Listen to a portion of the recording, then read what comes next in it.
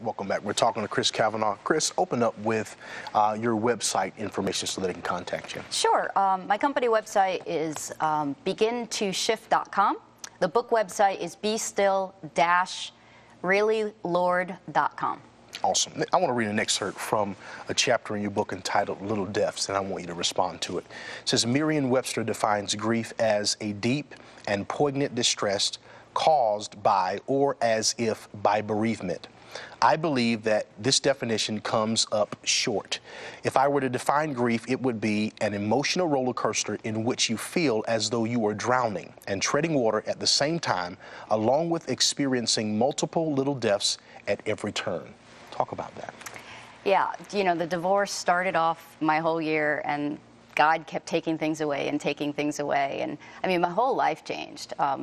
You know, the day Danny decided he wanted to get divorced, basically I moved into the spare bedroom.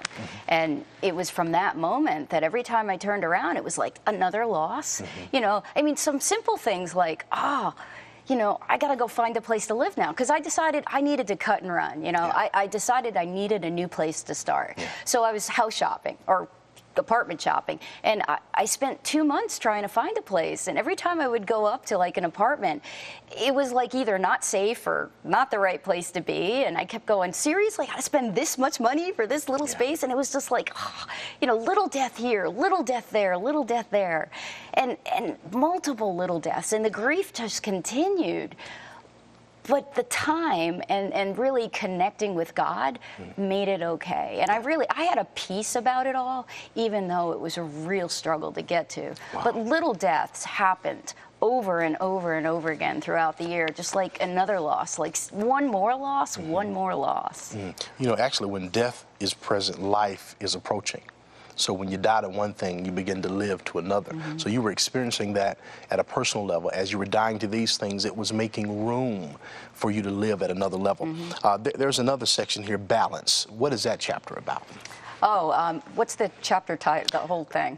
Trusting in God despite my checkbook balance. That's right. Well, one of the things that God took away from me last year was financial security. And I really had to be completely dependent on him. And there have been many times in my life where, you know, I had to wait on God to pay a bill. I mean, I did, but most of the year was fairly steady. Last year, every day, I really had to wait for God to pay a bill. And and that's the only reason I really learned how to be still, be content, and submit. God forced me into this financial place where I had no other choice but to depend on him every single day financially. And it was hard. It was hard. But being able to trust him despite my checkbook balance, I had learned that lesson before, but he wanted me to learn it at a whole new level. And that's what happened last year. Balance, trusting God despite your checkbook. How I kept my smile and laughter intact. Let's talk about that. Again, I think a lot of it has to do with the qualities I had developed to maneuver uncertainty and change. That was the primary piece. Having a great support network. I mean, my parents were amazing, friends were amazing, and then God put new people into my life that were amazing. He brought me to a new faith community. He led me to a Messianic Jewish and Gentile community, and so I started attending that, and that was another whole deep dive into my faith from the Jewish perspective. And just God continued to pour new people into my life and pour new information into my life, and it was just such a blessing. And the attitude, you know, every day that I got up, sure, there were some days where I just wanted to crawl into the corner and just curl up in a ball and cry, and some days I did that. But I managed to get up and move on. I managed to continue on forward. I managed to keep trusting. And every day when you do that, it gets just a little bit easier. And I think with the economy and people being out of work for so long, and there's a lot of pain that people are going through right now. And I think a lot of people get to a place as to where they are weary and they are tired and they're ready to give up. Like, it has been too long, God, and I'm ready to give up. And what I find is if you don't develop the inner characteristics to hold yourself up during difficult times, you lay down. Yeah. And I really think that God is calling me this year to be a spark and a catalyst to help people get back up, to help push people just one more step, just a momentum. So I really think that I'm being called to be a momentum for people, a catalyst for people this year through my story. That brings me to my next question. When we have our own personal experiences, depending upon the lens with which we view that entire thing, we either walk away with the propensity to push people or the propensity to discourage people.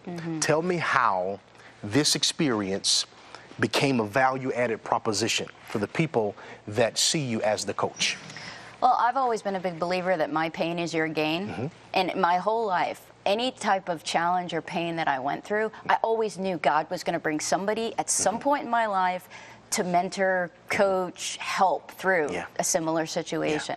And I think if we go into a painful situation or a challenging situation with that attitude that God is going to use this for good, that this will allow me the right to speak into people's lives, this will allow me to help somebody else, I think it just gives an extra little bit of foundation to help us get through it easier. And so last year, painful year, but every single second of last year, I knew God was going to bring people to me that would need to hear what I had gone through as hope and encouragement to help them keep going. And so my pain is their gain, in a nutshell. What would be your encouraging word? Someone may be viewing tonight that has the desire to be a coach, and they don't know what's in front of them, the process that is required, because you have to be a person that excels at a level in order to teach others to excel. What would be the top 3 words of encouragement for those people who are aspiring to be coaches? Well, for anybody that's aspiring to be coaches, the first thing I would do is really have them check into certification. Not that you have to be certified. Gotcha. But there's a lot of confusion these days about what the difference is between a coach, a mentor, a therapist. You know, there is a specific approach and philosophy difference about what coaching is compared to everything else. Gotcha. So if somebody wants to be a coach, they should really look into getting certified just so that they have the knowledge of how it's different. The other thing is they have to be full of integrity, which means if they set goals and don't achieve them, they really shouldn't be a coach. You just shouldn't. You have to be full of integrity for you to coach, because if you're not doing what you're telling your clients to do, it doesn't work. So that would be the second. And the third thing I would think would be just trust that anything's possible. And I mean, one of the things that I bring to the table is God's gifted me with being a visionary, because I see people and I hear them talk about things and I'm like, boom, boom, boom, ideas, and wow, this is what we can happen. And I'm a strategist, and so, you know, I might not know the plan, but man, I know I can get there. And you have to believe that you can get there. You just have to. Belief is the core ingredient. You know what, you said something. Tell me how valuable, because I don't know that I've seen consistently that every coach has innovation and creativity. They may all have system that help you get to a place. What is the value of having a coach like yourself? Because what you just described is an innate ability to innovate something and bring creativity to a person's thought process. That is not normal, and people need to know that. That's not something that everybody has the ability to do. So in the final 2 minutes, talk about that. Oh, you know, systems are great. They provide structure to get you from point A to point B, but every situation is unique and every person is unique, and you have to be able to think outside the box. And I know that's a cliche, but it's true. You have to be able to just go, well, what else could work? And if you believe that anything's possible, then you set aside your limitations. Don't say, no, this isn't possible. What if it is? And if it is, what then? And if you had all the resources in the world, what then? Because the truth is, all the resources are available. You just have to find a way to get them. You know, maybe somebody has the money and you work out a deal and they give you the money. Maybe somebody has the influence or the connections. You work out a deal and you get what you need. But you can have anything that you want if you try hard enough. I'm a huge believer in that. That's good. Kris, thank you. Thank you. Thank you so much. Tell them your website information again. The book website where you can purchase the book is bestill-reallylord.com. And if you're interested in having me come give a presentation to your group, there's some information on there about how to hire me as a speaker, or just come and invite me. We can talk about that. My main website is begintoshift.com. Awesome. Thank you so much for being on with us. Appreciate it. Awesome woman of God, Awesome testimony, awesome book. You need to try to visit the website, grab the book, it'll help you. I know some of you out there are excited about being coaches. Please take her advice to heart. And remember, you have to be a person of integrity. You have to be a person that has the experience to be able to coach a person through, and you want to consider some certifications that'll solidify your process. Thank you so much for tuning in to this first hour. There's another hour that's in store for you, so don't go anywhere. Text someone, email them, and we'll be right back.